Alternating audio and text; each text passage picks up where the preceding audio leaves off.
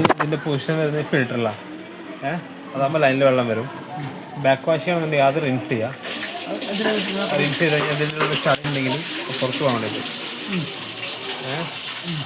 പിന്നെ back wash ചെയ്യുക. Back wash ചെയ്യുമ്പോൾ ബാക്ക് വാഷ് ചെയ്ത് കഴിഞ്ഞാൽ ഇതിനുള്ളിൽ ചളി ഉണ്ടെങ്കിൽ പുറത്തോട്ട് പോകും. എന്നിട്ട് നേരെ ഫിൽറ്ററിലോട്ട്.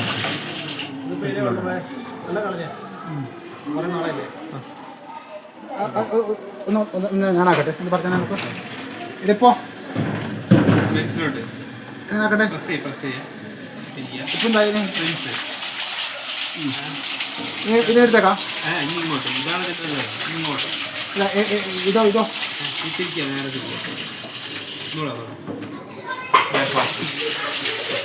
ചളി മൊത്തം പുറത്തോട്ട് പോകും. ഈ വീട്ടിനുള്ളിൽ ചളി ഉണ്ടെങ്കിൽ മൊത്തം പുറത്തോട്ട് പോകും. നേരെ ഫിൽറ്ററിലോട്ട്. അതല്ല നേരെ